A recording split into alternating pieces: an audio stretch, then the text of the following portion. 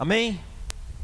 Deus é bom e a sua misericórdia dura para sempre. Amém? Tem alguém nos visitando aqui nessa noite? Quem está nos visitando nessa noite? Dê um sinal com a sua mão. Tem alguém? Amém? Uma irmã ali, mais alguém? Mais um pessoal aqui. Quero dizer que vocês são bem-vindos em nome de Jesus. Deus abençoe a vida de vocês, a casa, a família, que a obra que o Senhor começou e nós cremos que por trás talvez de um convite de alguém para você, o Senhor preparou para você estar aqui nesta noite. Que você continue sendo abençoado e a obra dele continue na sua vida em nome de Jesus. Amém? Glória a Jesus. Vamos orar, irmãos? Aleluia. Vamos orar. Feche teus olhos. Que você consiga nesse momento aquietar o seu coração e mantê-lo aberto para receber a palavra do Senhor. A palavra do Senhor é viva e eficaz. Não sei o que te espera nessa semana, irmãos, mas aquele que está com você é maior do que toda circunstância, do que toda dificuldade.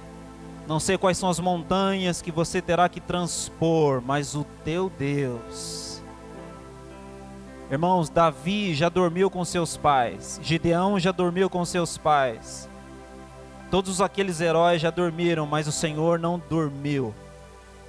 Ele permanece. A sua força não diminuiu 1 milímetro. O mesmo Deus que impulsionou aquela pedra, que atingiu exatamente a testa de Golias, o mesmo Deus permanece. Ele é o mesmo ontem, hoje e para todo sempre. As suas mãos não estão encolhidas. A sua reserva de misericórdia não acabou, porque a Bíblia diz que Ele é rico em misericórdia. Ele não se cansou de ter misericórdia. Ele não se cansou de derramar da sua graça. Na verdade, a palavra de Deus diz que Ele está sentado no trono de graça. E a nós cumpre nos aproximarmos desse trono da graça. Pai, nós oramos nesta noite, agradecendo a Ti por tudo que já foi feito até aqui, pelo período de louvor, as canções que foram entoadas aqui, Senhor, que elas sejam agradáveis ao Senhor, que a disposição do nosso coração seja agradável a Ti. Toda vez que nós nos reunimos para cantar ao Senhor, que não sejam movimentos mecânicos, mas que de fato flua dos nossos lábios, Senhor, uma expressão de louvor e adoração. Pai querido, diante desse momento, na ministração da Tua palavra, nós pedimos a Ti encarecidamente, que o Teu Espírito Santo abra o nosso entendimento. Concede-nos, Senhor, não apenas compreender a Tua palavra, mas guardá-la no nosso coração. Senhor, nós cremos que a Tua palavra não volta para o Senhor vazia, antes ela cumpre todo o propósito para o qual o Senhor a enviou. E nós pedimos a Ti nesta noite que o Teu propósito seja cumprido, que vidas sejam impactadas, conceitos errados sejam destruídos nesta noite, e conceitos corretos sejam estabelecidos. Toda mentira de Satanás, Senhor, que porventura havia sido estabelecido de alguma forma, algum pensamento, seja quebrado nesta noite pela Tua palavra, Senhor, que é viva e eficaz. Espírito Santo, ministra os nossos corações, em nome de Jesus. Amém? Abra sua Bíblia, Evangelho de Mateus, capítulo 5, versículo 38. Nós estamos estudando sobre o Sermão do Monte e daremos continuidade nesta noite. Amém? Glória a Jesus. Nessa noite eu gostaria que você mantivesse a sua Bíblia aberta, e à medida que nós formos fazendo a exposição da palavra de Deus, nós vamos avançando no texto. Amém? Mantenha a sua Bíblia aberta e nós vamos avançando e lendo o texto correspondente. Para quem está nos visitando, nós estamos ministrando uma série sobre o Sermão do Monte. Começamos lá no capítulo 5, o Sermão do Monte é o primeiro grande sermão público pregado por Jesus, registrado em Mateus. Dos 5 que Mateus registra, esse é o primeiro. Há algumas pessoas que dizem que esse é o maior sermão pregado pelo maior pregador de todos os tempos. E nós estabelecemos alguns princípios lá no início, acerca desse sermão. E uma das principais coisas é que ele foi pregado para discípulos. O mundo não tem capacidade. Vocês estão me ouvindo ou não? O mundo não tem capacidade, não tem poder para viver isso aqui. Aliás, como alguém certa vez já disse de forma muito correta, a igreja não foi chamada para pregar moralidade. Não funciona ir para a sociedade e pregar moralidade, porque a sociedade não tem poder para ser moral. Nós precisamos ir para a sociedade e pregar Jesus. Quando eles se convertem, eles recebem poder. Amém? Porque o texto diz, mas recebereis poder ao descer sobre vós o Espírito Santo e ser-me-eis minhas testemunhas. Então, um dos balizadores para que nós possamos compreender esse sermão é que ele foi pregado para discípulos e só discípulos. Aleluia. Está parado. Só discípulos podem receber essa palavra. Amém? Irmãos, fique tranquilo. Eu não sou ninguém comparado à pessoa que eu vou citar agora, mas esses dias eu vi um testemunho que me deixou muito impactado. Um herói da fé chamado David Brainerd. Quem já ouviu falar? David Brainerd. Esse homem uma vez estava, ele é alguém muito conhecido pela sua vida de oração e tantas coisas que ele fez, mas uma vez ele estava numa aldeia e ele não sabia a língua dos índios, ele precisava de tradutor. Alex. O único tradutor índio que ele poderia usar ali para pegar a palavra, Marco, estava tão bêbado que o índio não conseguia parar em pé de tão alcoolizado que ele estava. Imagina a pressão, irmãos. Mas esse homem de Deus decidiu pregar mesmo assim, David Brainerd. E a unção do Senhor foi derramada naquele lugar. Mesmo através do intérprete bêbado. O intérprete bêbado não teve condições de interromper o que Deus queria fazer ali. Amém, irmãos? Não é som que vai nos impedir nessa noite. Amém? Então, essas questões que eu disse para vocês são balizadores. Nós precisamos entender que isso aqui é para cristão. Nós precisamos entender que nada do que está sendo dito aqui se desenvolve na força do seu braço. Se o Espírito Santo não agir aí, está tudo acabado. Amém? Nós precisamos da ajuda do Senhor para viver tudo que está escrito aqui. Uma outra coisa muito importante que eu quero... Algumas coisas eu tenho repetido, não tem problema. Nós cristãos não devemos olhar a Bíblia, procurar na Bíblia um conjunto de regras a ser vivido. Querido, o Sermão do Monte não foi pregado pelo Senhor para que tivéssemos um conjunto de regras. São princípios estabelecidos. Amém? Não entre nesse sermão procurando eu posso isso, eu posso aquilo. Não, a ideia não é essa. A ideia é que o Espírito Santo se move dentro de você. Na antiga aliança, a lei, o decálogo foi escrito em tábuas de pedra. Amém? Isso era uma figura do que estava por vir. Na nova aliança, a lei não é escrita em pedras, ela é escrita no coração. A lei brota de você. Amém? Glória a Jesus. Queridos, o texto que nós vamos ler é um dos textos mais difíceis de se falar acerca do Sermão do Monte. Muitas pessoas, quando pensam nesse sermão, pensam numa das frases que nós vamos ler nessa noite, a famosa frase: se te bater na face direita, oferece a outra. Se quiserem demandar e tirar a tua túnica, larga ali também a capa. Esses textos são os mais famosos. Tem pessoas que quando pensam nesse sermão, pensam nessas frases. E que o Espírito Santo nos conduza ao que de fato esses ensinamentos significam, para que nós possamos compreender isso e colocar em prática nas nossas vidas. Amém? Eu preciso que você permaneça atento. Verso 38 diz: ouvistes que foi dito, Mateus 5:38, olho por olho, dente por dente. Nós temos seguido uma linha que já foi melhor explanada nas ministrações anteriores, de que há algumas vertentes aqui acerca dessa expressão, dessas expressões que aparecem por 6 vezes, que alguns chamam de antítese, como nós explicamos anteriormente. Nós estamos seguindo a linha de que ouvistes que foi dito não se refere à lei do Antigo Testamento, mas se refere ao ensinamento dos escribas e dos fariseus acerca do Antigo Testamento. É diferente. Ou seja, Jesus não está se referindo ao que estava na lei, ele está se referindo ao que falavam da lei. É diferente, irmãos. Amém? olho por olho, dente por dente. De fato, na lei, há pelo menos 3 textos chaves que falam acerca dessa questão. Olho por olho, dente por dente. Não vou ler todos aqui, mas se você estiver anotando, isso é dito lá em Êxodo 21, do 23 ao 26. Levítico 24, do 16 ao 20. E em Deuteronômio, capítulo 19, do 18 ao 21. Eu vou ler Deuteronômio, que diz assim: os juízes indagarão bem. Se a testemunha for falsa, tiver testemunhado falsamente contra seu irmão, far-lhe-eis como cuidou fazer a seu irmão. E assim exterminarás, preste atenção nisso, o mal do meio de ti. Para os que ficarem, o ouçam e temam, e nunca mais tornem a fazer semelhante mal no meio de ti. Não olharás com piedade. 2 pontos. Vida por vida. Olho por olho, dente por dente, mão por mão, pé por pé. Até ímpio já ouviu falar desse texto.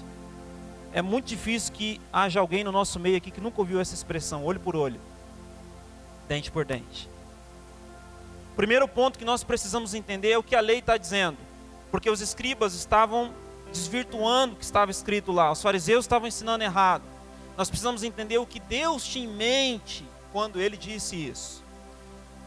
Como nós dissemos na questão do divórcio, houveram coisas, queridos, que Deus Ele permitiu por causa da dureza do coração, mas não era a vontade de Deus. Amém? Deus legalizou o divórcio, mas Deus não queria o divórcio. Deus permitiu poligamia em alguns momentos, mas Ele nunca quis a poligamia. Ele criou um homem e uma mulher. Queridos, o texto, a interpretação dos fariseus era mais ou menos assim, dos escribas: se meu irmão me chutar na canela, ou se num jogo de futebol ele me der uma paulistinha, de propósito, ele me chutou na perna direita, então eu vou chutar a perna direita dele, porque a lei diz isso. Essa era a interpretação dos fariseus, e muitos pensam assim hoje: se meu irmão furar o meu olho direito, a lei me respalda e eu posso furar o olho direito do meu irmão, porque a igualdade, a justiça, a Bíblia diz isso. Não. Se você olhar com calma o texto, os fariseus também estavam dizendo isso, irmãos, mas na lei que estava escrito. Por isso nós acreditamos que Jesus não estava se referindo à lei, porque Ele fala o que foi dito e a lei foi escrita. O que você vai encontrar, e você não vai ter dificuldade para perceber isso, é que olho por olho, dente por dente significa: o seu irmão furou, machucou o seu olho direito. Você iria até os juízes e diria para os juízes: meu irmão me furou o olho direito. Tem testemunha? Tem. Fulano e ciclano viram o momento que ele fez isso. Chamam essas testemunhas. O que aconteceu? Olha, esse irmão estava passando inocentemente, o outro veio e furou o olho dele. Ah, isso é verdade? Não, se comprovou. Os juízes determinariam que aquela pessoa recebesse o dano em igualdade com aquilo que ele havia feito. Perceba que aqui não é vingança. Amém, irmãos? Então, quando Deus disse para Moisés, olho por olho, dente por dente, quem faria o processo da compensação, da sentença, do julgamento, eram os juízes, não as pessoas. Deus não ensinou em nenhum momento que as pessoas deveriam vingar a si mesmo. Na verdade, a Bíblia diz que o Senhor dizia assim: olha, minha é a vingança. Quem já leu isso? Eu é que recompensarei, diz o Senhor. Então, primeira coisa, era isso que a lei estava dizendo. Os juízes deveriam fazer isso. Amém? Ok, verso 39, diz assim: eu, porém, vos digo. Essa é a parte mais polêmica, irmãos. Aleluia. Eu, porém, vos digo. E entendendo que Jesus não está contradizendo a lei, fica mais fácil de aceitar de conciliar esse porém, né? Eu, porém, vos digo, não resistais ao perverso, mas a qualquer que te ferir na face direita, volta ali também a outra. E o 40, e ao que quer demandar contigo tirar-te a túnica, deixa-lhe também a capa. Que o Espírito Santo nos ajude nessa noite e ministre a nós essa noite. Quem está dizendo aqui é o nosso Senhor, amém? Por isso é muito importante Queridos, que nós entendamos o que está sendo dito aqui. Quem disse isso foi o seu Senhor. E há outro lugar que ele diz assim: aquele que me ama é aquele que guarda as minhas palavras. Esse é o que me ama. A forma mais eficaz de você demonstrar o seu amor por Jesus é dando atenção no que ele falou.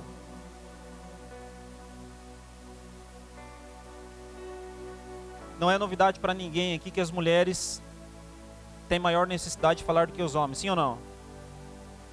E as mulheres aqui sabem o quanto é desrespeitoso quando o marido chega em casa e a mulher quer falar para ele as coisas do dia e ele não presta atenção. Sim ou não? Segundo a ciência, o homem tem necessidade de menos palavras do que os homens têm necessidade de falar menos do que as mulheres. Lógico que tem exceções. Mas as mulheres sabem quanto isso é desrespeitoso. A mulher quer falar e o camarada acha aquilo. Às vezes a mulher quer falar do cachorro e para ele não quer saber do cachorro. E ele não tem a sensibilidade de que faz parte da boa educação, ainda mais quando se trata da sua princesa. Ouviu o que ela está falando, sim ou não? É ou não é, irmãos?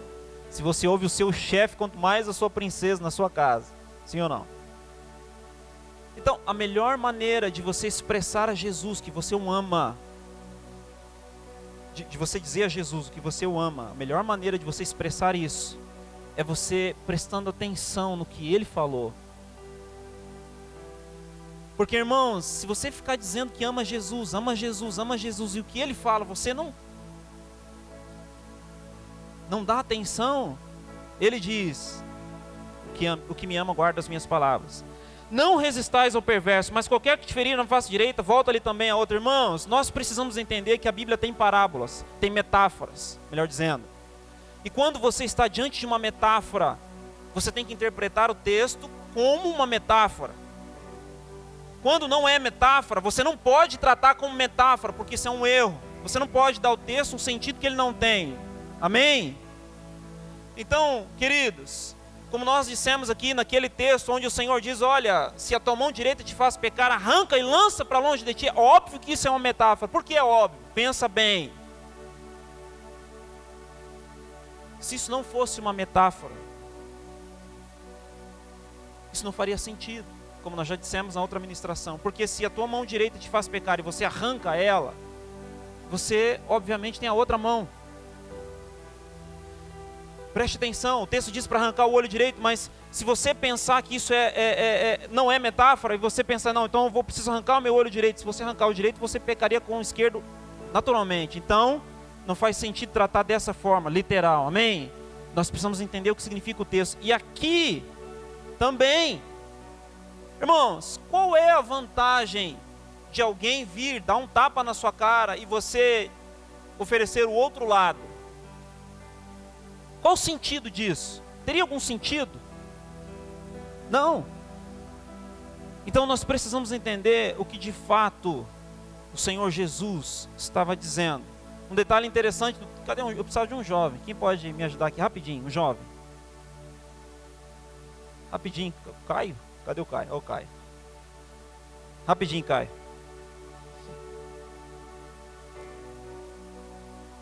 O texto fala de tapa, a gente vai encenar aqui. Isso, fica aqui. Só ficar parado, mais nada. Hã? É devagar. É interessante que o texto diz: se ferir na face direita. A maioria das pessoas é destra. Quem aqui é canhoto? A minoria é canhota aqui, e ao longo da história a humanidade é assim. A maioria das pessoas, né? A maioria é destra. É interessante que o Senhor Jesus diz: se te ferir na face direita, e um destro, né? Tapa ou bofetado, o texto não entra no mérito, mas ele fala de ferir, dá a impressão que é tapa. Se um destro vai dar um tapa, eu sou destro, irmãos, amém? Se um destro vai dar um tapa, basicamente o movimento seria esse, amém? Seja um soco ou um tapa. E se eu fizer isso como destro, eu estou ferindo qual lado da face? Esquerdo, mas o texto não fala esquerdo, o texto fala direito. Então, talvez o tapa, que talvez, irmãos, pelo amor de Deus, eu não estou afirmando isso. Amém? O pastor Ricardo nem está aqui, não adianta falar para ele, ó, foi dito que não, irmãos, é só uma suposição, né? O texto não diz. Talvez o movimento não fosse esse aqui, talvez o movimento que Jesus estava se referindo era esse aqui. Qual é a diferença? Provavelmente, mesmo naquela época, um tapa com as costas da mão era ainda mais humilhante do que um tapa normal, com a palma das mãos. Amém? Deus abençoe. Tapa na cara já é humilhante. Mas se Jesus estava pensando nisso, nós não sabemos e não tem como saber, é só uma questão para a gente pensar. Um tapa com as costas da mão era ainda mais humilhante. De qualquer forma, isso era humilhação. É rebaixar a pessoa. O objetivo de dar um tapa na cara de alguém não era simplesmente de ferir, porque se fosse para ferir, você fecharia a mão. Você bateria talvez em outros lugares. A questão não é essa.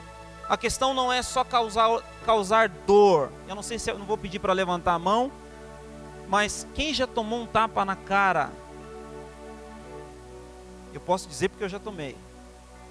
Sabe o quanto isso é humilhante.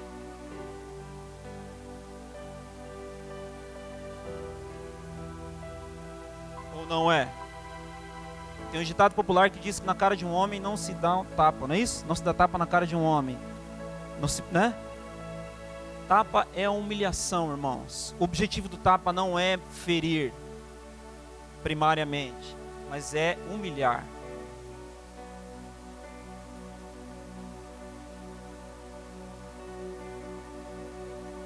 Então, o que o texto está nos mostrando é que se alguém tomar para com você uma atitude de humilhação, se alguém humilhar você, seja fisicamente através de um tapa, seja através de palavras, seja através de ações, seja através de qualquer tipo de investida, o que Jesus está dizendo para você é que você deve oferecer a outra face. E o que significa a outra face? O que faz mais sentido pensar na outra face? Quando alguém está dando um tapa, uma outra pessoa, essa pessoa está humilhando aquela, está rebaixando, está magoando os seus sentimentos. A outra face seria responder com o bem aquele mal que está sendo feito a você. Por que esse texto é alvo de tantos questionamentos? Porque simplesmente isso não é fácil. Porque a sua natureza carnal, que veio do primeiro Adão, a sua natureza adâmica, o instinto dela é o revide. Você já viu duas crianças bem pequenas e uma dá um tapa na outra? Bem pequenininha. A que tomou o tapa, o que ela faz, irmãos? Na maioria das vezes ela revida. Algumas não fazem isso da primeira vez e começam a chorar. Mas se ela começa a tomar tapa constantemente, chega uma hora que ela faz o quê? Ela devolve. Tem pessoas que dizem assim, olha, a pessoa foi me provocando, até que uma hora eu não aguentei. Quando a pessoa diz eu não aguentei, e se não aguentei, o próximo passo foi o quê? Devolver a afronta. Sim ou não? A questão, queridos, é que o que o Senhor está dizendo aqui, e como nós já vimos em outras ministrações aqui, é o cristão, a característica daquele que segue Jesus, o discípulo de Jesus. Quando nós recebemos uma atitude dessa, o que nós precisamos fazer é responder com a outra face. Quando você olha para Jesus, quando você tem dificuldade, irmãos, de entender um texto, você tem que comparar texto com texto, Bíblia com Bíblia, amém? Quando você analisa um texto, você não sabe se exatamente aquilo que você está entendendo está correto, você precisa comparar com outros textos. Quando nós olhamos para Jesus, porventura, eu disse aqui que eu já passei por isso, porventura, Jesus já tomou um tapa? Ou não? Ou ele não passou por isso?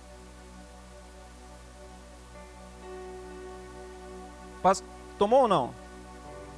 Já tomou um tapa? Sim ou não? Uau!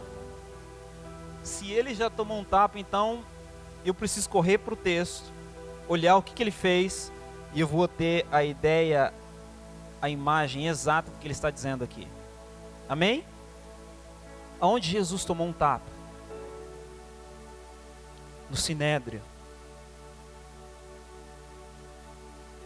Antes de ser entregue a Pilatos, O sumo sacerdote pergunta para Jesus acerca dos seus discípulos e da doutrina. E o Senhor Jesus disse para ele: por que você está me perguntando? Eu preguei publicamente, tanto no templo quanto nas sinagogas. Pergunte para aqueles que ouviram, porque eles vão saber bem o que eu disse. Quando Jesus disse isso, um miserável soldado que estava ali, talvez querendo agradar o chefe dele, o sumo sacerdote, o que ele fez? Ele deu uma bofetada em Jesus, irmãos. Ou nesse sentido, não sei. Ele deu uma bofetada em Jesus. Quando ele deu a bofetada em Jesus, e você olha a narrativa, qual foi a reação de Jesus, irmãos? Quando aquele homem diz, ele diz assim: olha, é assim que você responde ao sumo sacerdote. Ele dá uma bofetada em Jesus, queridos. Na maioria dos sistemas de direito do planeta, toda pessoa tem o direito do devido processo legal. A nossa Constituição do Brasil garante isso. Todo mundo tem direito ao devido processo legal. Todo mundo tem direito ao contraditório e à ampla defesa. Todo mundo tem o direito de dizer isso não é verdade, e todo mundo tem o direito de reunir todas as provas que lhe convém para dizer: aqui está provando que não fui eu que fiz isso. Mas aquele soldado não deu direito para Jesus. Ele não tratou Jesus com dignidade. Ele não deu a chance de Jesus se explicar. Ele simplesmente veio e deu um tapa, irmãos. Ele humilhou o Senhor ali. Ele poderia, né, se o Senhor fosse vencido nisso, ter gerado uma mágoa em Jesus. Ele rebaixou Jesus. Ele não deu direito a Jesus de dizer: olha, ele poderia ter dito: por que você está respondendo assim o sumo sacerdote? Não, ele simplesmente faz uma pergunta, na sequência ele dá um tapa. Mas quando você olha para a resposta de Jesus, a resposta de Jesus é: olha, se eu fiz mal, dá testemunho do mal. Mas se eu fiz bem, por que me feres? Isso é dar a outra face.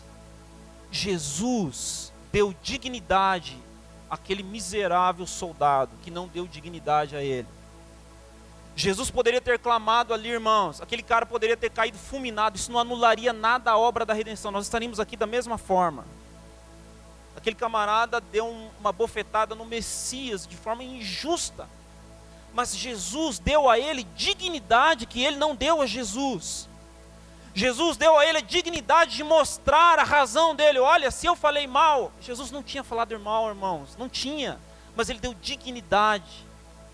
Dê testemunho do mal. Mostre o que eu fiz de errado. O que é isso? É dignidade que aquele homem não deu a Jesus, mas Jesus deu a ele. Aquele homem fez mal para Jesus, mas Jesus respondeu mal com bem. Quantos discípulos de Jesus nós temos aqui? Essa é a sua maneira de agir. Dar a outra face significa vencer o mal com o bem. Dar dignidade àquela pessoa que não deu dignidade a você. Talvez você pense assim, né? Alguém te provoca na rua e de repente você não quer reagir, mas aquela pessoa insiste na provocação e de repente você reage, você combate contra aquela pessoa, você subjuga aquela pessoa. Irmãos, talvez humanamente você poderia olhar naquele momento e dizer assim: eu venci esse camarada aqui, ele desrespeitou a minha pessoa, venci. Irmãos, naquele momento o vencedor não foi você, naquele momento o vencedor foi o diabo. Porque quando um cristão responde o mal com o mal a um vencedor de fato, e esse vencedor é Satanás. O primeiro embate, o primeiro combate, a primeira luta do diabo com o primeiro Adão, o diabo vence. Sim ou não? Você já ouviu isso milhares de vezes. Primeiro Adão foi vencido, primeiro Adão foi vencido, o último Adão venceu, o primeiro Adão foi vencido. Você já ouviu isso? Mas quando você olha para esse embate, o que aconteceu, irmãos? O diabo chegou no Éden com uma tropa de demônios e falou: vamos agora derrotar Adão. Foi assim? Não. O diabo chegou lá e começou a brigar com Adão, assim como o anjo estava lutando com Jacó. Foi assim, irmãos? Pode responder sim ou não? Não. Aquele embate se tratava do quê? Aquele combate era Satanás tentando fazer o primeiro Adão agir como ele agia. Essa era a luta. Eu vou fazer esse homem fazer como eu faço. Eu vou fazer ele ser rebelde como eu sou rebelde. A minha luta é transformar essa criatura em alguém que se rebela como o Altíssimo, como eu me rebelei contra o Altíssimo. E no final do processo da tentação, quem venceu? Nocaute. Para quem? Para o diabo. Ele fez o quê? Ele machucou Adão? Não. O nocaute se deu em que circunstâncias? Ele conseguiu fazer o primeiro Adão agir como ele agia. Preste atenção, irmãos, milhares de anos passam, e aí vem a revanche. Amém? Um novo combate, uma nova luta, novamente, o diabo no ringue. E no outro lado agora, novamente Adão, não o primeiro, o último Adão. Amém? Preste atenção que o texto diz que depois que o Senhor, o texto diz que o Espírito Santo toma Jesus e leva ao deserto para ser tentado pelo diabo. O texto diz que o Espírito Santo toma o Messias, leva ao deserto com o objetivo de ser tentado pelo diabo. Então, qual era o objetivo de levar o Messias no deserto? É para que houvesse ali uma revanche, uma nova luta. E a luta começa a se travar no deserto, irmãos. Novamente se começa ali o combate. Qual é a luta do diabo? É tocar em Jesus? É quebrar a perna de Jesus? Não. Ele está ali diante do último Adão. O diabo estava ali com a sede de fazer o quê? A mesma coisa que ele fez no primeiro combate. Ele queria fazer o último Adão fazer o que ele fazia. As três tentações têm a ver com fazer com que o último Adão fizesse o que o diabo era. Amém? Só que, para a tristeza dele e a alegria nossa, o último Adão vence. O último Adão não responde mal com mal. O último Adão não tenta a Deus. O último Adão não olha para o poder. Porque a serpente disse para a mulher: se você comer desse fruto, você será semelhante ao Altíssimo, conhecendo o bem e o mal. Mas o último Adão, o diabo diz: olha, eu vou te dar todos esses reinos. E o último Adão, não. Ele vence o combate. É disso que se trata, irmãos. Romanos capítulo 12, no final do capítulo, Paulo está dizendo o seguinte: não vos deixeis vencer o mal, mas vençam o mal com o bem. O nosso papel, a nossa responsabilidade, queridos, toda vez que alguém faz mal para você, por trás dessa pessoa existe uma força maligna querendo vencer você. Como vencer você? Fazendo você agir como o diabo age.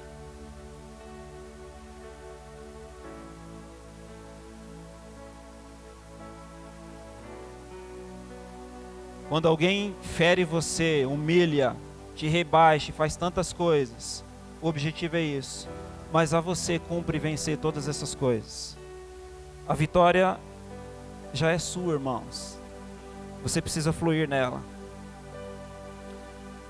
O texto continua dizendo o seguinte: ao que quer demandar contigo e tirar-te a túnica, deixa-lhe também a capa. A capa não podia ser penhorada de um dia para o outro, porque algumas pessoas só tinham a capa para dormir. Então, quando alguém entregasse a capa como penhor de um negócio, se a pessoa fosse extremamente pobre, certamente aquilo seria o seu cobertor à noite. A lei dizia que à noite, a pessoa que havia recebido aquele penhor tinha que devolver, porque a pessoa precisava daquilo para dormir. E o Senhor Jesus está dizendo que se for preciso, se alguém quiser demandar com você, processar você, se alguém quiser arrancar algo que é seu, você não deve resistir ao perverso. Não seja mau como os demais, seja bom.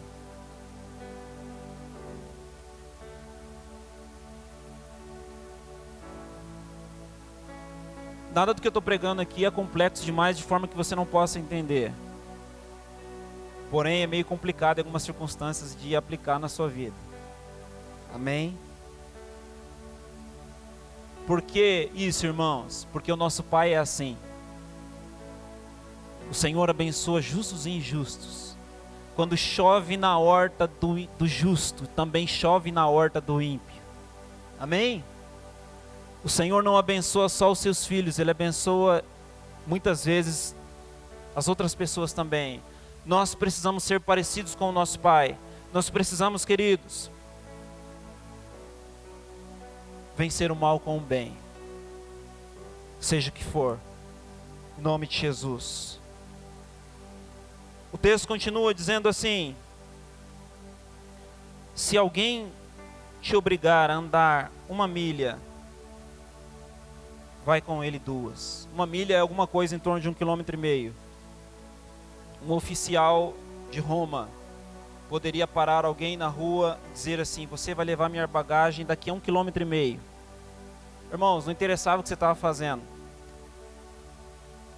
Você estava indo trabalhar, você estava voltando do seu trabalho, você estava indo levar o seu filho na escola, não importa. Se o oficial romano dissesse para você numa rua da Palestina: você aí, leva minha bagagem. Você tinha a obrigação de andar com ele 1,5 km. E quando findasse aquele 1,5 km, ele dispensava você, pegava uma outra pessoa e rodava até ele chegar onde ele queria. Isso era a lei. O Senhor Jesus está dizendo aqui que quando alguém fizesse isso com um discípulo, obrigasse ele a andar 1,5 km, quando terminasse aquele 1,5 km, e o soldado, o oficial dissesse para ele: agora você pode voltar, ele diria: não, eu vou mais 1,5 km.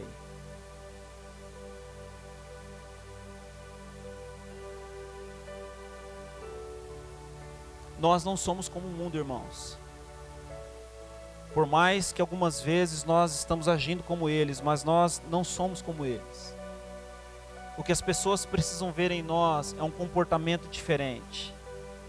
O que as pessoas precisam ver em nós é uma atitude que Jesus tinha no tempo que Ele esteve andando aqui. O que as pessoas precisam ver em nós, queridos, é a vitória do bem sobre o mal. Não seja vencido do mal. Toda vez que você age igual, toda vez que você revida, toda vez que você não faz além, toda vez que alguém obriga você a fazer algo e você não quer fazer e você luta para não fazer, queridos, no final, a vitória do inimigo. Quando quiseram cobrar o imposto de Jesus, um imposto que ele não deveria pagar, o que ele fez? Ele pagou o imposto, irmãos. Pagou ou não pagou? Ou não?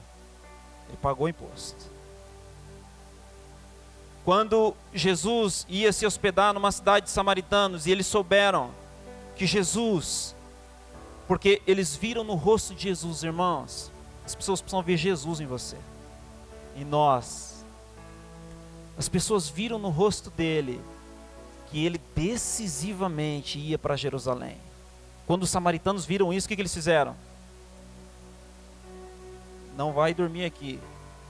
Expulsaram ele. Não, não vai. O que Jesus fez, irmãos? Quando, no Antigo Testamento, quando Isaac, preste atenção que os inimigos foram lá e entulharam os poços que o seu pai tinha cavado. Isaac vai, desentulha um dos poços, os inimigos vêm e dizem para ele: não, esse poço é meu. Irmãos, imagine você na situação, tente trazer ela para os nossos dias de alguma forma, pense sobre isso, o que você faria? Esse poço é meu. O que Isaac faz? Ele não briga, irmãos. Ele vai para o segundo poço, e ele cava novamente. Eles acham... Cavam não, né? Porque o poço havia sido cavado por Abraão. Ele desentulha o poço. E aí vem os inimigos e dizem o quê? Esse poço é meu também. O que Isaac faz? Chega uma hora, irmãos, que a passividade de Isaac vence a malignidade. E chega uma hora que eles não reclamam mais do poço. Por quê? Porque o bem venceu o mal.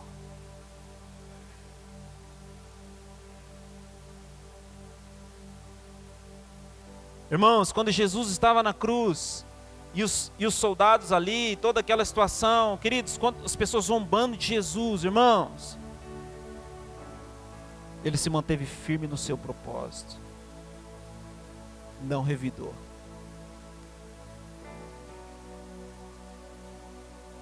Perceba que para que você e eu possamos viver isso, e é isso que Jesus espera de nós, amém? Você não é desse mundo, amém? Você não é dessa terra, você é um cidadão dos céus. Perceba, queridos, que quando os discípulos estavam caminhando com Jesus, eles viram muitos milagres aconteceram, eles viram muitos prodígios, eles viram cegos voltando a enxergar, eles viram paralíticos voltando a andar, eles viram leprosos serem curados instantaneamente, eles viram coisas extraordinárias, eles viram o pão sendo multiplicado e a multiplicação se deu nas mãos deles, né? Eles viram muitas coisas, 3 deles viram a aparição de Moisés e Elias, enfim, coisas fantásticas. Mas teve uma coisa, que não foi nem porque eles viram, foi quando Jesus falou essa coisa, esse ensinamento, aqueles discípulos disseram assim para Jesus: Senhor, aumenta a nossa fé. Eles não disseram para Jesus assim, aumenta a nossa fé, quando ele disse assim, olha, ressuscitai mortos, não. Eles não pediram assim, olha, aumenta a nossa fé, quando ele disse assim, curai os enfermos, não. Eles pediram para que a fé fosse aumentada. Quando o Senhor falou que precisava perdoar não somente 7 vezes, mas 70 vezes 7. Isso que o texto está nos dizendo, irmãos. Você precisa crer para poder viver. Você precisa confiar que você recebeu o poder para isso. De que o Senhor capacita a sua vida. E de que você, o Espírito Santo de Deus na sua vida, vai capacitar você para viver todas essas coisas em nome de Jesus. Amém? O texto ainda continua e diz assim: dá a quem te pede, e não volte as costas ao que deseja que lhe emprestes.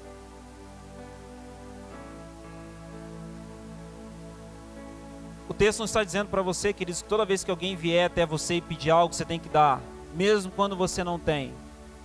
Às vezes o que você tem com você é o dinheiro certinho para uma determinada responsabilidade. Quem sabe o que eu estou falando? Às vezes é a passagem, irmãos. Às vezes só tem a passagem para ir e voltar, e alguém pede para você. O texto não está falando sobre isso. O texto não está dizendo que toda vez que alguém disser para você, olha, me dá isso, ou me empresta isso, né? Você tem que dar, porque senão você está em pecado. A questão não é essa. Lembre-se que eu falei para você que nós não devemos vir para o Sermão do Monte procurando uma lista de regras, mas princípios. Porque a nossa conduta vai fluir de dentro para fora. Amém?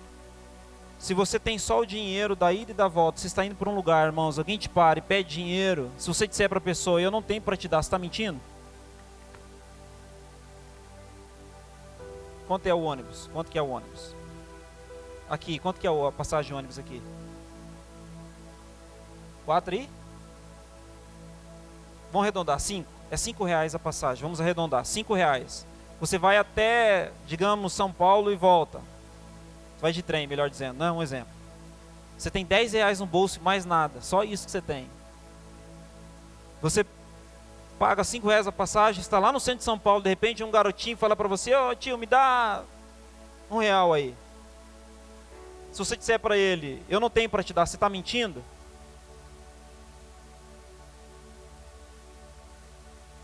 Hã? Olha o que eu disse, ó. As provas do Enem são resolvidas assim, né? A prova do Enem é mais enunciado que eu não tenho para te dar. Isso é mentira? Não. Porque você não tem para dar. Você tem, mas você não tem para dar. Porque aquele dinheiro está comprometido. Se você disser para ele, eu não tenho para te dar, e você não dá, e você vai embora, e você talvez resolve fazer que nem Pedro, eu não tenho prata nem ouro, mas o que eu tenho te dou, você prega a palavra, enfim. Você desobedeceu o texto? Não, porque você não tinha para dar. Amém, irmãos? Agora, se você tem o dinheiro da ida e da volta, você está tranquilo, e fora tudo que você vai gastar lá, você tem os R$ 50 no bolso, que você... É lógico que você vai gastar com alguma coisa, é lógico, isso é óbvio. Você vai encontrar um destino para ele. Mas você não tem nada que já está previamente atrelado àqueles R$ 50. E um menino pede para você, tio, paga o cachorro quente, digamos que custe R$ 5. Se você não der, porque você fica com dó de dar aquilo, você está indo contra o texto ou não? Você poderia ter dado, você não deu. Amém, irmãos? Perceba que há uma coerência nisso. O que o texto está nos dizendo e nos ensinando é que a nossa confiança deve estar sempre no Senhor, porque o nosso Pai, Ele é rico em misericórdia. Deus não tem pouca misericórdia, Ele tem tanta misericórdia que a Bíblia diz que Ele é rico em misericórdia. E você, parecido com Jesus, precisa ser misericordioso. A sua alma precisa ser generosa. Você não pode dar aquilo que você não tem, você só pode dar aquilo que você tem. Então, queridos, em todas essas coisas, o que o texto nos mostra, que o ensinamento de Jesus nos mostra nessa sessão, é que nós precisamos vencer o mal com o bem. Amém?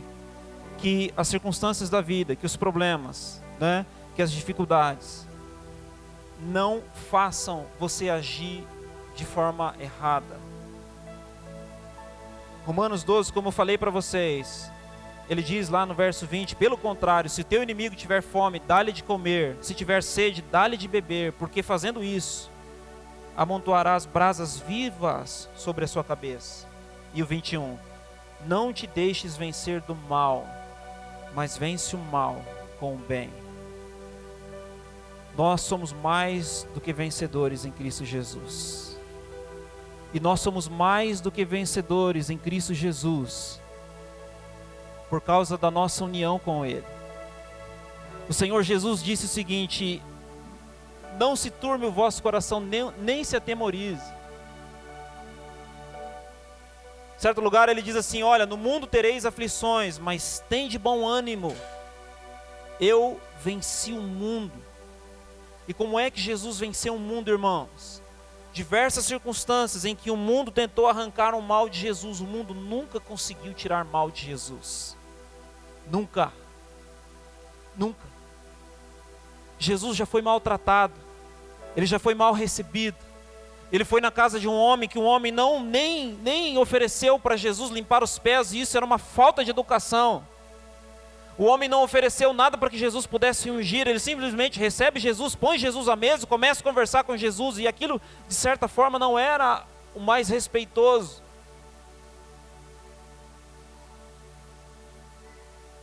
Mesmo assim, Jesus dá dignidade àquele homem. Lembra?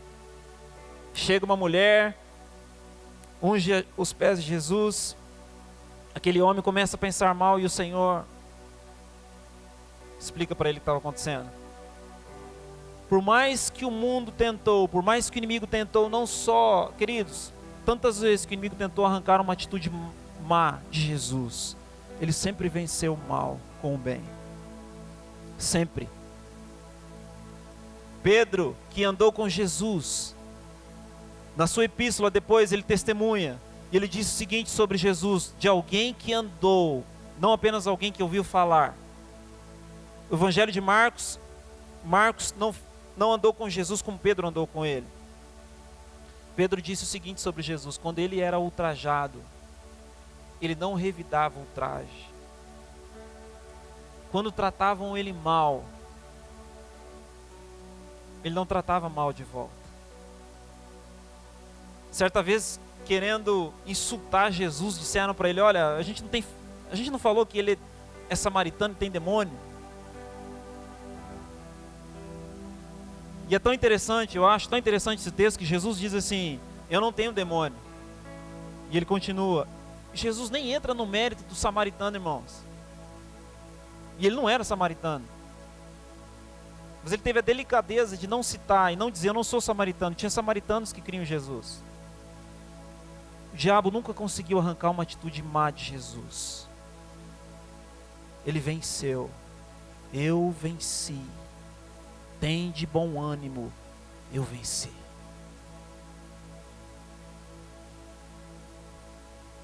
Nós temos aprendido que nós estamos sentados com Cristo nas regiões celestiais. Amém? Isso se dá, queridos, por causa da nossa união com Ele. Tudo que diz respeito a mim, diz respeito a minha esposa. Se alguém me der R$1 milhão, ela ganhou R$1 milhão. Tudo que acontece a mim, afeta a ela. Tudo que acontece ao noivo, afeta a noiva. Porque eles estão unidos.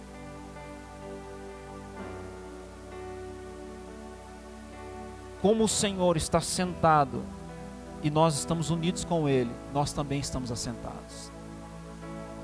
Como o nosso Senhor venceu o mundo, nós também temos a vitória.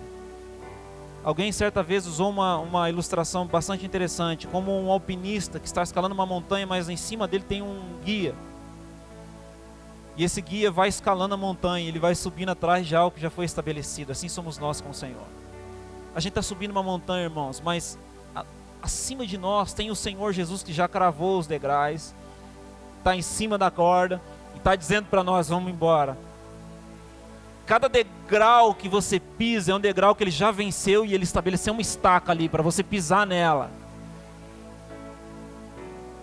Portanto, irmãos, não só nessa semana, essa palavra não é só por uma semana, mas o que eu preciso aprender aqui é que o Senhor quer que esse poder flua através da minha vida e as pessoas possam ver Jesus em mim, cada um de nós. Isso tem a ver com a maneira como nós respondemos as coisas. É por isso que o Senhor Jesus está nos dizendo isso. É por isso que Ele nos diz, quando nós fomos feridos numa face, nós vamos oferecer às pessoas o outro lado. Nós vamos dar dignidade a quem não nos deu dignidade. Nós vamos dar oportunidades a quem talvez não deu oportunidade para nós. Nós vamos ajudar quem talvez não nos ajudou. Nós vamos ser bons para quem talvez não foi bom conosco. A lei já apontava para isso, irmãos. Porque a lei dizia o seguinte no Antigo Testamento: se você encontrar o seu inimigo e ele tiver com problemas, o animal dele estiver deitado debaixo da carga, você não vai passar reto. Você vai ajudar ele. Na lei já dizia isso. O poder para viver essas coisas já está aí dentro de você. Eu não vou orar nessa noite para que você receba poder, porque você já recebeu poder. Eu vou orar nessa noite para que esse poder se manifeste na sua vida. Que ele saia, redundantemente falando, para fora. O poder já está aí, irmãos. Que você precisa deixar esse poder fluir para que a sociedade enxergue em você um cristão. O que é um cristão? Um pequeno Cristo. Foi falado aqui a respeito de como nós somos. O Alex ainda usou o exemplo da cruz, não é? Uma cruz menor, com a mesma essência. Eu já disse na Escola da Fé, já disse isso aqui uma vez. Tem um exemplo na matemática que é fantástico e ilustra exatamente isso. Alguém certa vez na história descobriu que quando ele dividia o perímetro de um círculo pelo seu diâmetro, sempre dava um número: 3,14, 15, 9, 2, 6, assim que vai embora. E o matemático descobriu que se ele pegasse um círculo pequenininho e dividisse o perímetro pelo diâmetro, dava esse número. Se ele pegasse um círculo maior e dividisse o perímetro pelo diâmetro, também dava exatamente o mesmo número. Se ele pegasse um círculo enorme, mesmo número, Marco. Se você pegar uma bolinha de gude perfeita, um círculo perfeito, mas bem pequenininho, dividir o perímetro pelo diâmetro, vai dar esse número. Se você calcular o perímetro do globo terrestre, dividir pelo diâmetro, você vai chegar ao mesmo número. E deram o nome de Pi. Sabe o que é interessante? Quando você compara uma bolinha do tamanho de uma bolinha de gude com o planeta Terra, as dimensões são astronomicamente diferentes. Mas como o Alex disse, a essência é a mesma. Nós somos menores do que Jesus astronomicamente. Tamanho não dá para comparar. Mas a essência é a mesma.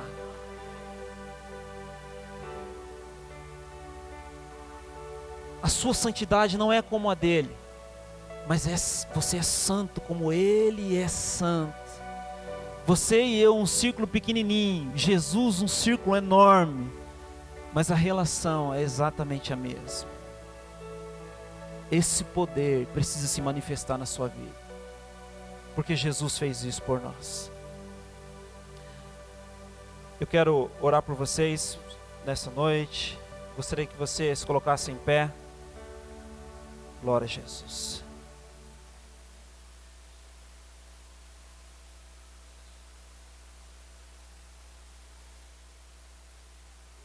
Nossa luta não é contra carne e sangue.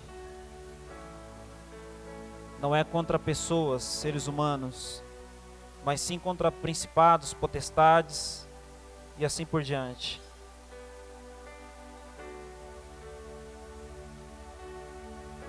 Como eu disse, eu não vou orar nessa noite para que você receba poder, porque nós cremos, segundo a palavra de Deus,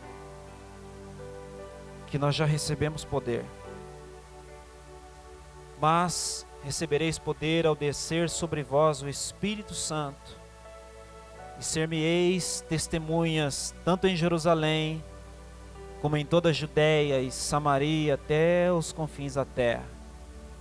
Eu entendo nesse texto que para ser testemunha, ser um embaixador de Cristo, aonde eu estou, eu preciso de poder, porque o Evangelho é poder de Deus.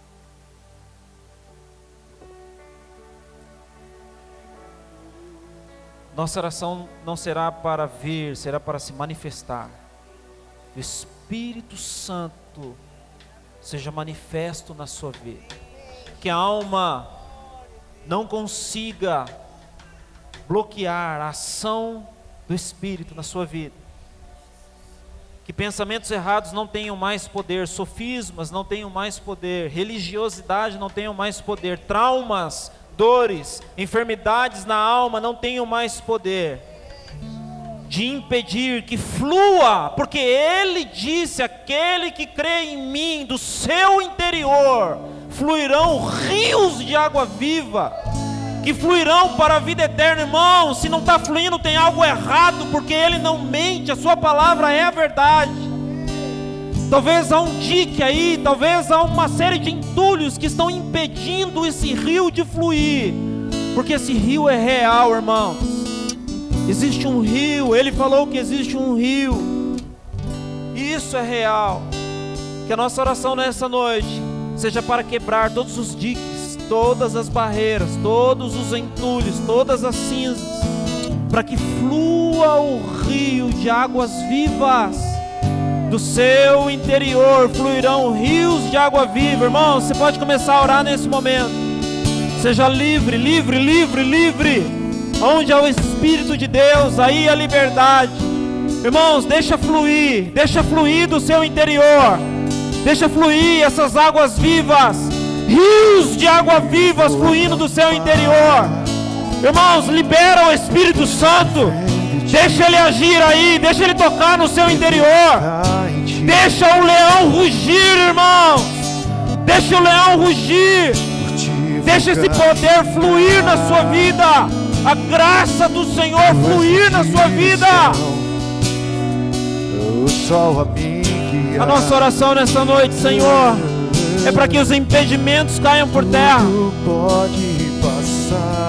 As barreiras, traumas, enfermidades na alma, toda experiência errada, toda experiência que não deu certo, toda frustração sempre há de existir. que seja destruído agora, Senhor. Nova manhã, Seja desobstruído, Senhor. Que haja desobstrução do nosso interior, em nome de Jesus. preparado pra mim.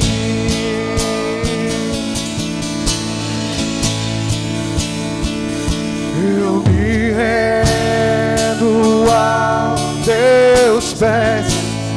És tudo. Deixa fluir. Oh!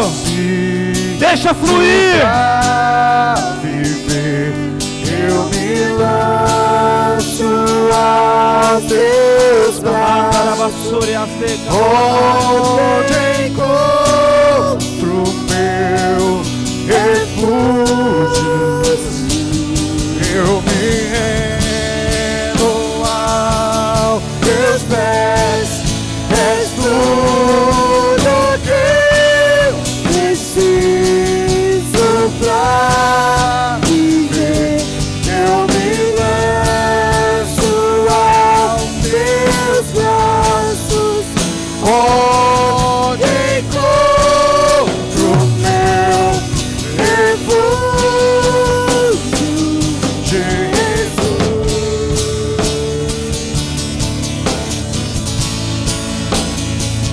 Eis-me aqui.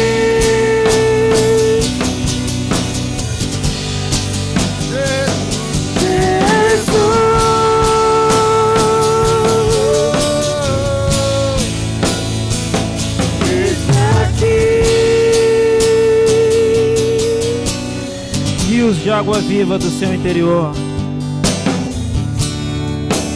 A ti eu vou clamar, pois tudo vem de ti, e tudo está em ti. Por ti vou caminhar, tu és a direção, o sol a me guiar. Tudo pode passar, teu amor jamais me deixa.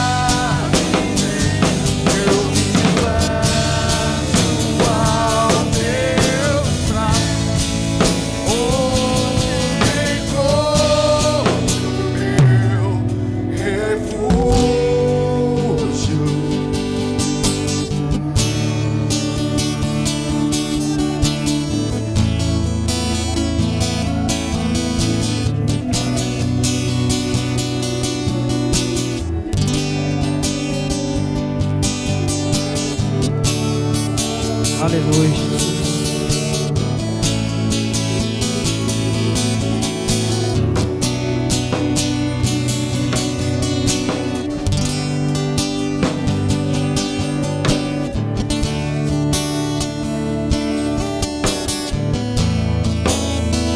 Glória a Jesus. Glória a Deus. Aleluia. Glória a Jesus. Glória a Deus. Queridos, ouça isso. Tudo que foi ministrado aqui nesta noite, toda a palavra do Senhor para nós, ela não será vivida na força do nosso braço, porque nós não podemos vencer na força do nosso braço e não podemos nos manter de pé na força do nosso braço. É o Senhor que nos mantém de pé. Quando Jesus mandou que aqueles 10 homens que estavam com lepra, queridos, aqueles homens estavam clamando por um milagre, Jesus disse para eles irem e se apresentarem ao sacerdote. Quando Jesus disse isso, ele disse, aqueles homens se encontravam na condição de lepra, mas a palavra de Jesus era que eles deveriam se apresentar ao sacerdote. E quando eles deram passos de fé, o milagre aconteceu. Se eles ficassem racionalizando a situação, pensando, mas eu não estou curado, porque eu iria ao sacerdote? Se eles ficassem racionalizando, eles não fariam aquilo. Mas aqueles homens decidiram andar sob a palavra de Jesus. E é isso que fará a diferença nas nossas vidas. É isso que fará a diferença nas nossas vidas. Quando nós decidimos crer naquilo que a palavra de Deus diz. Nós estamos na Escola da Fé, semana passada, falando sobre um dos textos mais importantes do Antigo Testamento. Não é o mais, mas é um dos mais importantes. Ele é citado 3 vezes no Novo Testamento. 3 vezes no Novo Testamento se repete uma frase do Antigo Testamento: justo viverá pela fé.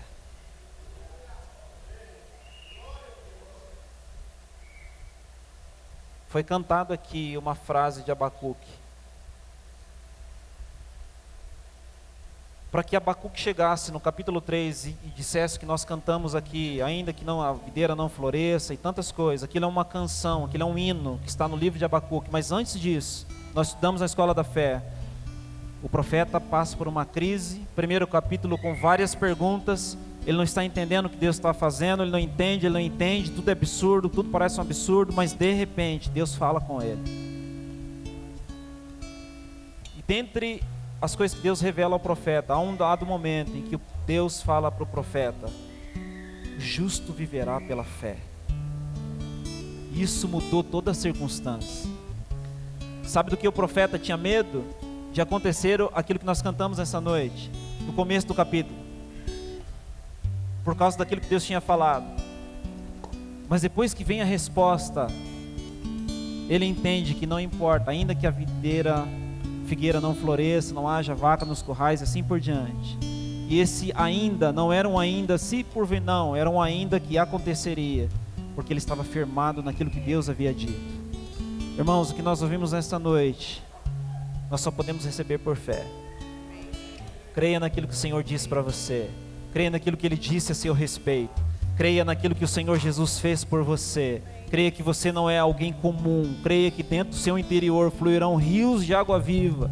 Creia que o Espírito Santo está com você. Queridos, nessa semana, quando as coisas apertarem, talvez, quando os problemas se parecerem maior do que você, querido, continue crendo que maior do que aquela circunstância é o Senhor com você. Continue crendo, Senhor, continue crendo, queridos, que por mais que sejam as dificuldades, acredite, você já é mais do que vencedor.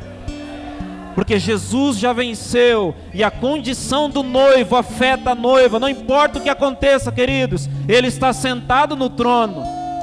Não importa o que aconteça, o Senhor está lá, está sentado, e você precisa entender que um rei assentado no trono significa que tudo está sob controle. Um rei assentado no trono significa que não há preocupações. Um rei assentado no trono significa que aquela profecia do Antigo Testamento está em curso e se cumprindo perfeitamente. Qual profecia? Senta-te à minha direita, até que põe os teus inimigos por estrado dos seus pés. Os céus não estão em crise. Não tem reuniões lá acontecendo. Olha, a profecia não está se cumprindo, o que nós vamos fazer? Não, a profecia está se cumprindo, queridos. Creia no Senhor. Não importa o que aconteça essa semana, permaneça confiando nele e na condição que você tem, porque a condição do noivo afeta a noiva em nome de Jesus. Amém? Aplauda ao Senhor.